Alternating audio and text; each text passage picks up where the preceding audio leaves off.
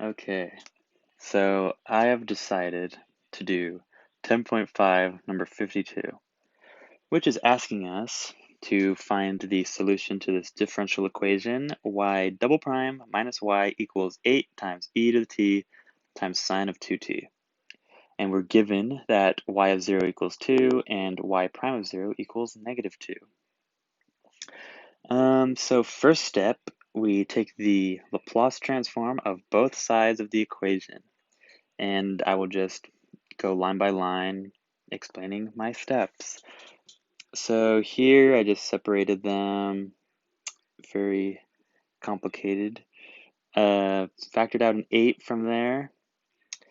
And here I substituted what we know to be the Laplace transform of y double prime, being s squared times the Laplace of y minus s times y of 0 minus y prime of 0. And I just brought down our minus Laplace of y. Here I solved for our Laplace of e to the t times sine of 2t. Now this e to the t tells us that there is a shift that is occurring, and the coefficient of this t tells us how much that shift is. So the coefficient is just 1, so we could see that this is just shifting by 1 right here. And so that's how we got that. Very nice. Let's see. So here I plugged in our y of 0 as 2 and our y prime of 0 as negative 2, making this positive 2. And then I just multiplied the 8 and 2 together. And now we can start trying to isolate our Laplace of y and eventually solving for just y. So I moved these two thingies to this side. And in this step, I factored out a 2 so that we can have this s minus 1 term, because I know that later that is going to factor out. And I mostly know that because I can see that this s squared minus 1 term can be written as s minus 1 times s plus 1, and we're going to be dividing that over later.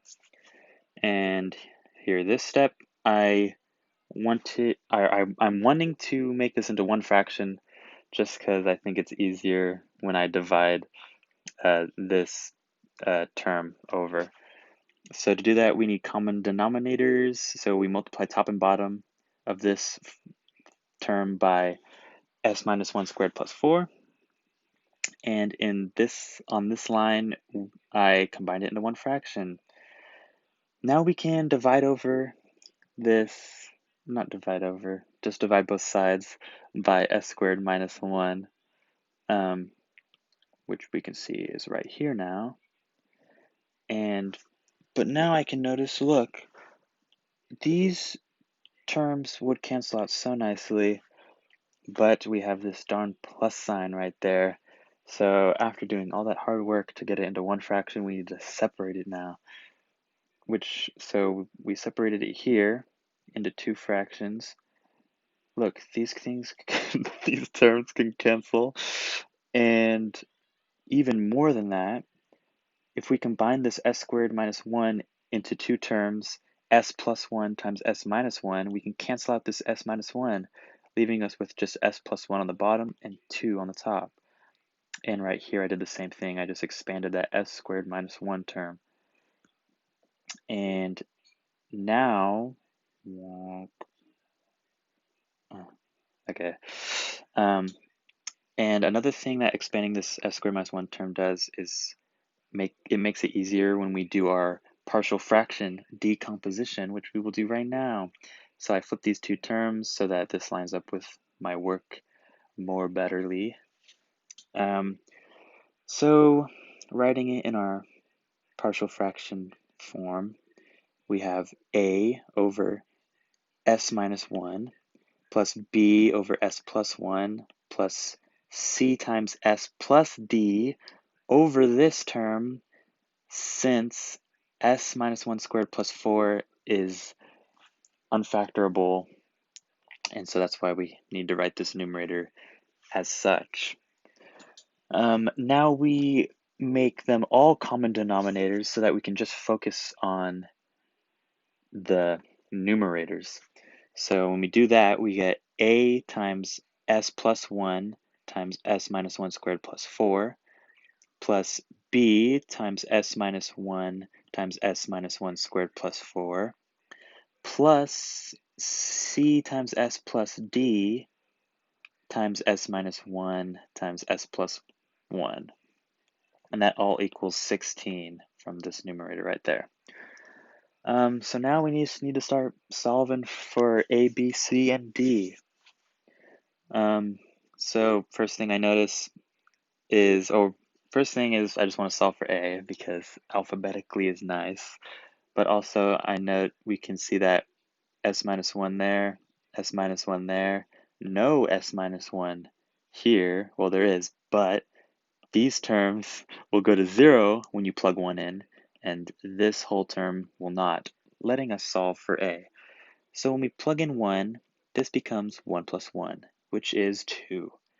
This becomes 1 minus 1, which is 0, but we have a 4 right there. 4 times 2 is 8.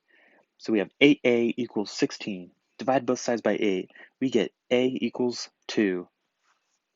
Now we can solve for b by plugging in -1 into our equation because there's an s plus 1 right there. That will go to 0. There's an s plus 1 right here. This will go to 0 when you plug in -1. This will not go to 0, letting us solve for b. So plug in -1. This becomes -2. Plug in -1 again. This becomes -2 again. Square that, we get 4. 4 plus 4 is 8. 8 times -2 is -16, which we can see I have right there. -16 times b equals 16. Divide both sides by -16. We get b equals -1. Perfect. Now, we can solve for c if we take a look at our s cubed terms. And we can also solve for c this way because we have values for our a and b. Now check it. This s minus 1 squared, that will give us a term that has an s squared at the beginning. When we multiply this with this, we will get some term that has an s cubed in the beginning. And obviously that's all being multiplied by a, so this will give us an s cubed term with a coefficient of just a, which I have right here. Same thing with this. We have this s minus 1 squared will give us an s squared term in the front of it. Multiply it by this s minus 1, we'll get an s cubed being multiplied by b. So our s cubed coefficient will just be b, which is right there. Now over here, notice we have s minus 1 times s plus 1. That will give us some term that has s squared in the front. And multiply this with that. This d will just become some d times some s squared value. But we're not worried about s squared values. We're worried about s cubed values. And now look at this, c times s. When we multiply that with our s cubed we get from or s squared we get from here, we get an s cubed with a coefficient of just c, which I have right here. Now notice this side of the equation we have no s cubed, which means all of our s cubed values, or all of our s cubed's coefficients, must add up to 0, which is why we have this equation. Now we already solved for a and b, so we can just plug those in. A is 2, b is -1. Holy moly. Isolate c, we get c equals -1. Now, we don't even need the c value to solve for d, because if we plug in 0 to this whole equation, this c right here will go to 0, and we already know our a and b values. So let's plug in 0 for s. So 2 was our a value right there. 0 plus 1 is 1.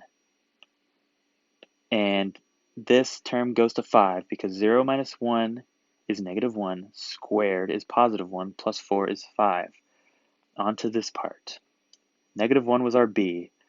We get negative 1 right here because 0 minus 1 is negative 1. We already solved this term right here, so that's 5 again. This term right here, this goes to 0, leaving us with just d. 0 minus 1 is negative 1. 0 plus 1 is positive 1. All of this equals 16. Now we can multiply this all together, all of our these three terms. So we get 2 times 1 times 5 is 10. Negative 1 times negative 1 times 5 is positive 5. Negative 1 times 1 is negative 1. Times d is negative minus d. Equals 16 still. 10 plus 5 is 15. Minus 16 minus 15 is 1. Divided by negative 1 right there. We get d equals negative 1. Awesome. We have solved for a, b, c, and d. So we can plug those in to this expression that we have. And then we can solve for our y. So look, right here I plugged in our a value as 2. Right here I plugged in our b as negative 1. And here I plugged in c as negative 1. And our d as negative 1 also. Now we can take the inverse Laplace of both sides to just get y equals this. Now these are all very straightforward inverse Laplace transforms, and I have this little chart right here so we could see what's going on. So inverse Laplace of this, we get 2, that gets factored out really, and e to the negative t, because this is like s minus a minus 1. Factor out this 2, we get e to the t, boom, from that minus 1, minus an e to the negative t because of this minus a minus 1. And then here, look, this is just like our cosine of 2t, except we're being shifted by 1, which means we're going to have an e to the t right there times our cosine of 2t. And we can combine our like terms because we have 2e to the negative t's. So 2 minus that 1, we just get 1e to the negative t plus 2e to the t minus e to the t cosine of 2t. That is our answer to our differential equation. Thank you for listening.